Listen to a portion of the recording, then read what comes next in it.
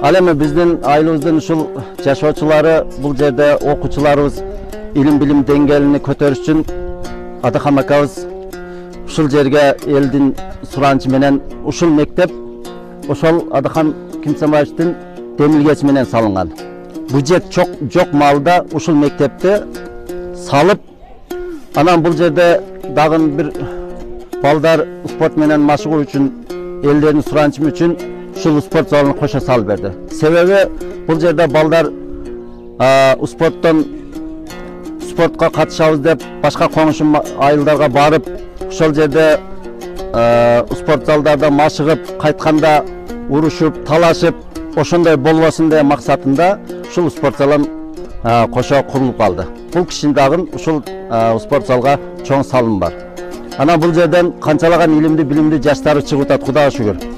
Бул кишинин мээнети текке кетпейт. Себеби артта ушул балдар бар.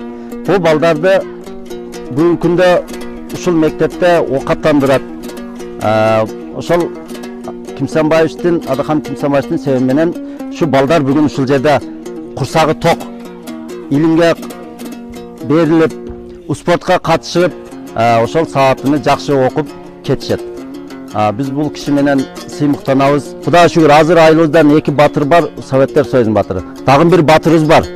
Бул ушул Адакам Кимсанбаевич. Бул киши Кыргызстан үчүн батыр деп эсептейм мен. Мына жолдорго жардам берди. Ана бизге немени 2 героюбуз бар, биздин Союздун, Советтер батыры. Экөөгө мына жолдун боюнда көргөн дурсун, бүйүсүнө тургузуп берди. Мына ким кылып атат муну? Мунун кызматы. Буга ошогон иши жүзө көп, мен билбегенден дагы көп. Элге кыламын деп жүрөт да, баары көмүскө жүрөт. Ушул чекедеги эгилген арча ушул Адакам Кимсанбаевдин ушул өлгөндөргө бир сабап катарында акырет үчүн дагы пайдалуу нерселерди кылган, ушул жакшыны да жаманды да унутуп калабыз. Бул жердеги адамдарды биз унутсак дагы ушул арчалар эч качан унутпайт. Бул жерде дайым сабап айтып турат ушул. Бул ушул кишинин демилгеси менен ушул арчалар коюлган. Мына бүгүн бой жетип, көгөрүп, жазга көгөрүп канчалаган сабап жазып турат бизге билинбеген. Бул мечит ушул айылыбызга түштү. Бул жерге ушул Адакам Кимсанбаевдин атасы ушул жерде жашап өткөн, ошол кишилерге сабап үмүтүндө мечит салынган. Бул кишиге ушул Абилаз акабыз баш көз болуп, ушул аталарга ушул жерде адамдар намаз окусун, сабап болсун деп ушул мечит салынган. Бул жерде дагы өзүңүздөр көрүп турасыз, ушул арчалар эгилип, ушул жерде намаз окулуп, ушул өткөндөргө Куран окулуп турат. Инсан акырет үчүн ушул жерде ибадат кылып турат. Ушул мечит дагы Папа Кимсанбаевич деген абасынын атыга коюлган мечит. Ушундай сабаптуу иштерди дайым аткарып турат.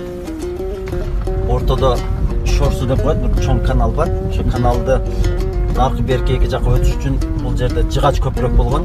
Ал жерден техника өтө албастан малдар баягы жыгач чирип калгандыктан ал жерге путу түшүп, канчалаган малдар түшүп, ал жактан көл келип толгондо кампырават. Ушул көпүрөздү басып кетет эле. Басып адам киндигиден кечип өтөт элек.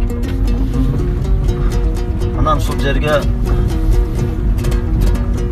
Адакам Кимсанбаевич ушул жерге келип, ушул көпүрөктү ошол киши салдырган. Жакшынакай заманбап кылып эки чекелерин цемонттоп, швейлерден калыңдардан коюп үстүгө темир көпүрөк кылып, азыр эми ушул КамАЗ өтсө болот. КамАЗ өтөт, чоң жүк ушул жерден өтүп атат. Машиналар кирпич жүктөп өтүп атат. Ошолорго туруштук берип атат. Ушул көпүрөк, ушул Жана Шорсу. Эң сабап ушул көпүрөктө. Сабапты бизге караганда жакшы түшүнгөндүктөн ушул көпүрөктө эки жакты, эки бетте байланыш кылып турган ушул көпүрөгүбүз. Ушул көпүрөктө Adham akamiz salib bergan.